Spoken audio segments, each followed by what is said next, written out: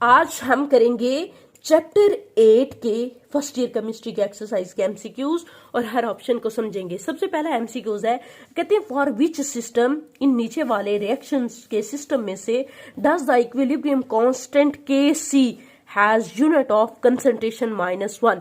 के सी के यूनिट क्या होंगे? कंसंट्रेशन -1। यूनिट को दो तरह से हम देख सकते हैं कि उसकी पावर -1 आ जाए, या तो हम चेंज इन मोल ले लें, मतलब प्रोडक्ट के मोल माइनस कर दो उसमें से रिएक्टेंट के मोल को, आंसर -1 आ जाए तो हम कहते हैं कि उसका यूनिट क्या है? -1। या सीधा सीधा के सी लिख लो। के सी क्या होता है? Product divided by reactant. Product ऊपर आते हैं, रिएक्टेंट नीचे आते हैं। रिएक्टेंट की अगर प्रोडक्ट की पावर 1 हो और रिएक्टेंट की 2, जब हम 2 नीचे वाली पावर ऊपर जाती है तो क्या हो जाती है? ऊपर वाली पावर से माइनस हो जाती है। 1 - 2 करेंगे, आंसर क्या आएगा? -1। के सी के यूनिट -1 आने चाहिए। दैट मीन्स कि जिसमें हमारे प्रोडक्ट की पावर, प्रोडक्ट के 1 मोल हो जबकि रिएक्टेंट के कितने हों? 2 मोल। अभी हम देख लेते हैं। इसमें पहले वाले ऑप्शन में N2 और H2 मिलके बना रहा है अमोनिया, जबकि प्रोडक्ट के मोल कितने? 2 और रिएक्टेंट के मोल 3 और 1 4। 3 और 1 4 है। 2 माइनस क्या होगा? प्रोडक्ट माइनस रिएक्टेंट हो गया ना। 2 - 4 आंसर आता है -2। ये ऑप्शन भी ठीक नहीं है। दूसरा है हाइड्रोजन और आयोडीन मिलके क्या बना रहे हैं? Hydrogen iodide. अगर इसमें भी देखें तो 2 - 2, प्रोडक्ट के मोल 2 हैं जबकि रिएक्टेंट के भी कितने हैं? 2, तो आंसर आता है 0। ये ऑप्शन भी ठीक नहीं है। अगर हम इसमें भी देखें तो ऑप्शन नंबर सी के अंदर देखा जाए तो प्रोडक्ट के मोल कितने? 1 और रिएक्टेंट के कितने? 2। 1 - 2, प्रोडक्ट में से रिएक्टेंट के माइनस करने होते हैं ना। 1 - 2, माइनस की अलामत बड़ी है, माइनस के 2 है और जमा के 1। जब हम माइनस के 2 में से प्लस के 1 निकालेंगे, आंसर क्या आएगा? -1। सो यहाँ पे कंसंट्रेशन की पावर क्या आ जाती है? -1। के सी के यूनिट इस सिस्टम में ठीक है, इसे हम चूज करेंगे, हमारा ऑप्शन ठीक होगा। यहां भी निकाले तो हमने क्या रखना है? Product divided by reactant. Product की पावर 1 मोल है, प्रोडक्ट की कंसंट्रेशन क्या है? 1 मोल, जबकि रिएक्टेंट की क्या है? 2। जब ऊपर लेके जाएंगे हमारा आंसर क्या आ जाएगा? -1। ये भी ठीक नहीं है क्योंकि 2 - 2 आता है। प्रोडक्ट में से 2, हाइड्रोजन भी 1 है, फ्लोरीन भी 1 है, 2 को माइनस करेंगे 2 से तो आंसर क्या आएगा? 0। नेक्स्ट एमसीक्यूज है, which statement about following equilibrium is correct. नीचे वाली इक्विलिब्रियम से कौन सी स्टेटमेंट करेक्ट है? हमने स्टेटमेंट देखनी है। रिएक्शन हमारे पास क्या है? सल्फर डाइऑक्साइड किसके साथ रिएक्शन करता है? ऑक्सीजन के साथ बनाता है सल्फर डाइऑक्साइड। और रिएक्शन भी क्या है क्लास? ये रिएक्शन हमारे पास है एक्सोथर्मिक। रिएक्शन हमारे पास क्या है? एक्सोथर्मिक हीट रिलीज हो रही है। अब ये लीस्ट चैटरल के प्रिंसिपल के अकॉर्डिंग हमने इक्विलिब्रियम की स्टेटमेंट देखनी है कि कौन सी करेक्ट है। कहते हैं कि के पी जो होता है स्टूडेंट्स, वो डायरेक्टली प्रोपोर्शनल होता है किसके? प्रोडक्ट ओवर रिएक्टेंट के। प्रोडक्ट की कंसंट्रेशन डिवाइडेड बाय रिएक्टेंट की कंसंट्रेशन। अगर प्रोडक्ट की कंसंट्रेशन ज्यादा हो तो के पी बढ़ता है। दैट मीन्स कि हम कहेंगे रिएक्शन आगे की तरफ हो, फॉरवर्ड में मूव करे, SO3 ज्यादा हो तो केपी क्या होगा? बढ़ेगा।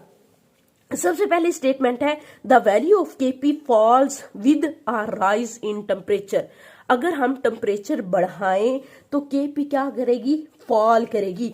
फॉर एक्सोथर्मिक रिएक्शन अगर हम टेम्परेचर बढ़ाएं, एक्सो में हमें फॉरवर्ड रिएक्शन में मूव करवाने के लिए, केपी को बढ़ाने के लिए हमें टेम्परेचर को क्या करना पड़ता है? कम करना पड़ता है। For exothermic reaction, forward reaction में मूव करवाने के लिए टेम्परेचर बढ़ाएंगे तो क्या होगा? रिएक्शन किस तरफ मूव करेगा? बैकवर्ड तरफ, पीछे की तरफ मूव करेगा। सो प्रोडक्ट क्या हो जाएंगे? कम। अगर प्रोडक्ट की तादाद कम होगी, केपी क्या होगी? कम होगी। सो ये हमारा ऑप्शन क्या होगा? करेक्ट। बाकी भी देख लेते हैं बाकी स्टेटमेंट करेक्ट है या नहीं। यहाँ पे वो कह रहा है the value of KP fall, गिर जाती है with the rise in temperature. क्यों? क्योंकि टेम्परेचर के ये आंसर ठीक है, करेक्ट स्टेटमेंट है। क्यों? क्योंकि टेम्परेचर के बढ़ाने से रिएक्शन रिवर्स डायरेक्शन में मूव करेगा। ये एक्सोथर्मिक है। एक्सोथर्मिक में जब आप टेम्परेचर बढ़ाते हो तो रिएक्शन बैकवर्ड जाता है, टेम्परेचर कम करोगे तो रिएक्शन फॉरवर्ड में जाएगा। अगर रिएक्शन में प्रोडक्ट की तादाद कम होना शुरू हो जाए तो के बी क्या होता है, फॉल, क्योंकि टेम्परेचर के यहाँ बढ़ाने से रिएक्शन बैकवर्ड बनेगा, रिएक्टेंट की तादाद बढ़ेगी। दूसरा, the value of KP fall with increase in pressure. Pressure और वॉल्यूम का ये रिलेशन होता है कि जहां नंबर ऑफ मोल्स कम होना, जिस तरफ, चाहे रिएक्टेंट है या प्रोडक्ट, जिस तरफ नंबर ऑफ मोल्स कम होते हैं ना, उस तरफ हम प्रेशर बढ़ाते हैं और वॉल्यूम को कम करते हैं। रिएक्शन को फॉरवर्ड डायरेक्शन में मूव करवाने के लिए हमें क्या करना पड़ता है, प्रेशर को इंक्रीज करें तो रिएक्शन किधर मूव होगा, फॉरवर्ड में। SO3 के नंबर ऑफ मोल्स कम है, जहां नंबर ऑफ मोल्स कम हो उधर प्रेशर बढ़ाने से रिएक्शन उधर की तरफ फेवर करता है, फॉरवर्ड डायरेक्शन में जाएगा। अगर ये ज्यादा होंगे तो केपी क्या होना चाहिए, बढ़ना चाहिए। भी मैंने बताया ना, केबी को हमें प्रोडक्ट ज्यादा बनेंगे तो केपी ज्यादा होना चाहिए, जबकि यहां वो क्या कह रहे हैं, केपी गिर रहा है with the rise in with increase in pressure. Pressure के बढ़ाने से केपी बढ़ना चाहिए था, क्यों, क्योंकि रिएक्शन आगे की तरफ मूव करता है। प्रेशर के बढ़ाने से जहां नंबर ऑफ मोल्स कम होंगे रिएक्शन उधर की तरफ जाएगा। ये स्टेटमेंट गलत है। कहते हैं adding vanadium oxide catalyst, vanadium pentoxide अगर कैटालिस्ट ऐड करेंगे, equilibrium yield of sulphur trioxide की क्या हो जाती है, इंक्रीज।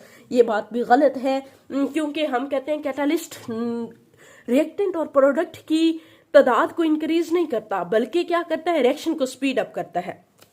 रिएक्शन के रेट जल्दी इक्विलिब्रियम अटेन कर लेता है, उसकी यील्ड पे फर्क नहीं डालता। ये बात भी गलत है। कहते हैं the value of KP is equal to दो केसी, केसी के इक्वल होगी। और केसी के ये स्टेटमेंट भी गलत है, क्योंकि तब इक्वल होती है उस रिएक्शन में इक्वल होगी जिस रिएक्शन में नंबर ऑफ मोल्स जो है वो रिएक्टेंट और प्रोडक्ट के इक्वल हूं, डेल्टा एन 0 आए, बहुत साइड के मोल्स जो हैं वो इक्वल हूं, तो तब केपी किसके बराबर होती है, केसी के। यहाँ ये स्टेटमेंट भी गलत है, स्टेटमेंट हमारी 1 करेक्ट है।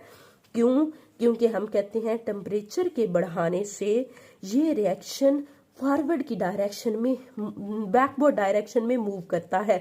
टेम्परेचर के बढ़ाने से ये रिएक्शन बैकवर्ड डायरेक्शन में मूव करता है, तो केपी जो है वो फॉल होती है। ये स्टेटमेंट हमारी 100% करेक्ट है। और टेम्परेचर डिक्रीज करने से रिएक्शन आगे की तरफ जाएगा।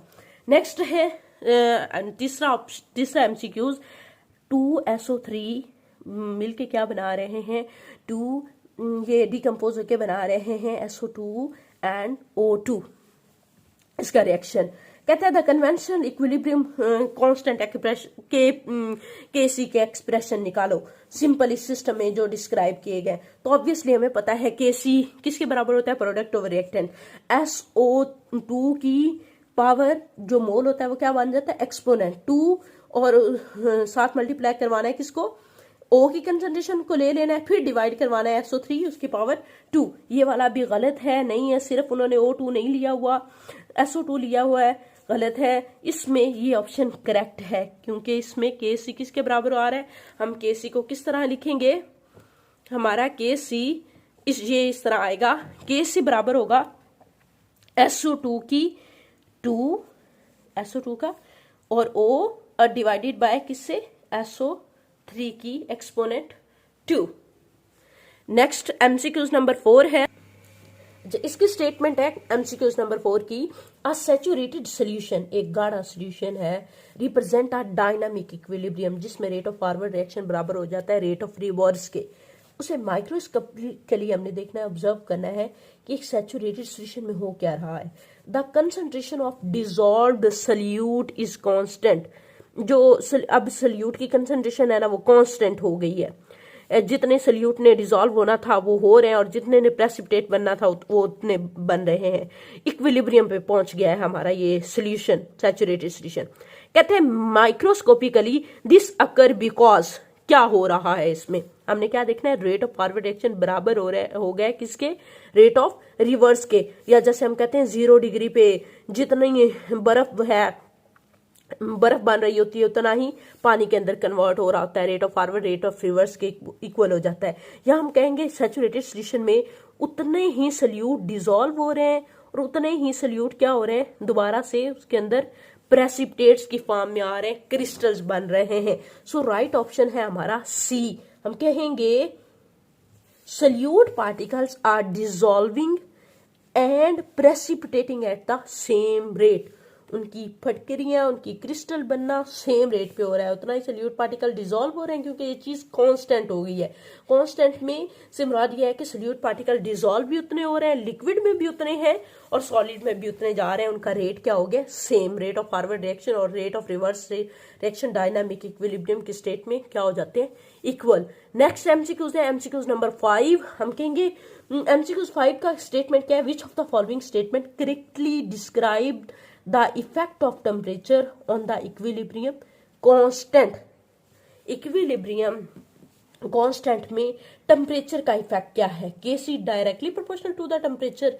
नहीं, Kc टेम्परेचर पे डिपेंड तो करता है, लेकिन ये नहीं हम कहते डायरेक्टली प्रोपोर्शनल है। क्यों? क्योंकि हमारे रिएक्शन दो तरह के होते हैं, बाज़ दफा एंडो और एक्सो। एंडो में हम कहते हैं टेम्परेचर बढ़ाएं तो डायरेक्टली प्रोपोर्शनल है Kc के। एंडो में टेम्परेचर बढ़ाने से क्या है? डायरेक्टली प्रोपोर्शनल है, जबकि एक्सो में ऐसा नहीं है। एक्सो में टेम्परेचर कम करें तो Kc बढ़ता है, वो इनवर्स से प्रोपोर्शनल हो गया। सो हमारी ये स्टेटमेंट भी ठीक नहीं है, Kc इनवर्स, ये बात भी ठीक नहीं है, ये फिर एंडो के लिए ठीक नहीं होगी। सो हम मेन क्या कहेंगे? इंथैल्पी चेंज पे डिपेंड करता है, कि डिपेंड करे कि हमारा रिएक्शन एक्सो है या endo. Kc depend on enthalpy change of reaction. ये भी नहीं कह सकते temperature has no effect on the value of Kc। Next है MCQs number 6। Consider the gas phase equilibrium system represent by equation. Gaseous phase equation है ये, water steam form में ही है, गैस की फॉर्म में कन्वर्ट हो रहा है H2 के अंदर और O2 के इक्विलिब्रियम उसने अटेन कर लिया है। कहते हैं give that forward reaction is endothermic. Reaction क्या है? डेल्टा H एंडोथर्मिक है, पॉजिटिव है, नेगेटिव नहीं है। यहाँ टेम्परेचर के बढ़ाने से रिएक्शन किस तरफ जाता है? फॉरवर्ड डायरेक्शन में। रिएक्शन क्या है? एंडोथर्मिक है, हीट अब्सॉर्ब हो रही है। Which of the following change will decrease the equilibrium amount of H2 की अमाउंट को क्या करना है? हमने कम करना है। हमने ये देखना है कि क्या ऐसा फैक्टर अप्लाई करेंगे कि रिएक्शन हमारा फॉरवर्ड की तरफ जाए, बैकवर्ड ना जाए, ये कम हो, ये बने ना, क्या हो? इनकी तादाद कम हो। हम कह रहे हैं कि टेम्परेचर के इंक्रीज करने से रिएक्शन किस तरफ जाएगा? फॉरवर्ड डायरेक्शन में। ये कम होंगे और ये बनेंगे। अगर हम टेम्परेचर कम करते हैं तो ये बनेंगे, रिएक्शन रिवर्स में। So let's see. कहते हैं एडिंग मोर ऑक्सीजन। यहाँ पे प्रोडक्ट बढ़ाएंगे तो रिएक्शन किस तरफ जाएगा? रिएक्टेंट की तरफ। O2 बढ़ाएंगे तो तब भी H2 बढ़ेगा। ये स्टेटमेंट गलत है। हमने कहना है वो देखना है जिसमें H2 क्या हो? कम हो। नेक्स्ट ऑप्शन बी है adding a solid phase catalyst. Catalyst का भी इफेक्ट नहीं होता, ये बात भी गलत है। कहते हैं decreasing the volume of container the total pressure increase. Volume के डिक्रीज करने से रिएक्शन उस तरफ को फेवरेबल होता है जिस तरफ नंबर ऑफ मोल्स कम हो। अब प्रेशर के बढ़ाने से, वॉल्यूम के कम करने से तब भी क्या बन रहा है? H2 ज्यादा हो रहा है, और हमने देखना है H2 क्या हो? कम। क्यों? क्योंकि प्रोडक्ट में नंबर ऑफ मोल्स कम ज्यादा है, 2 और 1 3 है, जबकि रिएक्टेंट में क्या है? सिर्फ 2 मोल है। H2 क्या होना चाहिए? कम होना चाहिए। राइट ऑप्शन हमने ये देखना है। जबकि वॉल्यूम के कम करने से H2 बढ़ रहा है, रिएक्शन बैकवर्ड आ रहा है। रिएक्शन उस तरफ मूव करेगा जिस तरफ नंबर ऑफ मोल्स क्या होंगे? कम। नंबर ऑफ मोल्स के कम करने से और प्रेशर के बढ़ाने से। एंड वाला है, कहते हैं increase the temperature at the constant pressure. Constant pressure पे टेम्परेचर के बढ़ाने से रिएक्शन क्या आ जाएगा? मैंने ऊपर ही आपको बता दिया था कि अगर हम टेम्परेचर बढ़ाएंगे तो रिएक्शन फॉरवर्ड डायरेक्शन में जाएगा, H2 और O2 बनेंगे, जबकि H2O क्या होंगे? कम। ये हमारा राइट ऑप्शन है, ऑप्शन डी। नेक्स्ट एमसीक्यूज है एमसीक्यूज नंबर 7। ये भी एमसीक्यूज सॉल्व करने वाला है। क्या है एमसीक्यूज? Kc की वैल्यू उन्होंने दे दी है 0.040, टेम्परेचर भी दिया है at 450 degree Celsius. For the given reaction evaluate Kp for the reaction. Kp की वैल्यू क्या होगी? तो हमने पीछे रिलेशनशिप में इन सब का रिलेशन Kc का, Kp का और हमने देखा है Kx का देखा है, Kn का देखा है। तो वहां पे Kp को फाइंड करने के लिए अगर Kc दिया हो, टेम्परेचर भी दिया हो, तो ये फार्मूला है। Kp बराबर होता है Kc इंटू RT और ऊपर power delta N। Delta N क्या है? चेंज इन मोल, प्रोडक्ट के मोल माइनस रिएक्टेंट के मोल। सो Kc की वैल्यू हम लगा लेंगे 040 और डिग्री सेल्सियस में टेम्परेचर दिया हुआ है, इसे कन्वर्ट कर देंगे किसमें, केल्विन में, 723 केल्विन। 450 के अंदर जमा कर लेंगे कितने, 273, ताकि केल्विन में कन्वर्ट हो, 723 केल्विन आ जाएगा। और आर की वैल्यू भी हमें आती है, क्या है, 0.0821 मल्टीप्लाई करवाएंगे किससे, 723 से। और डेल्टा एन क्या है, इस रिएक्शन में प्रोडक्ट के कितने हैं, नंबर ऑफ मोल्स 1 और 2, PCl3 भी 1 है और क्लोरीन भी 1, 2 मोल प्रोडक्ट के हैं।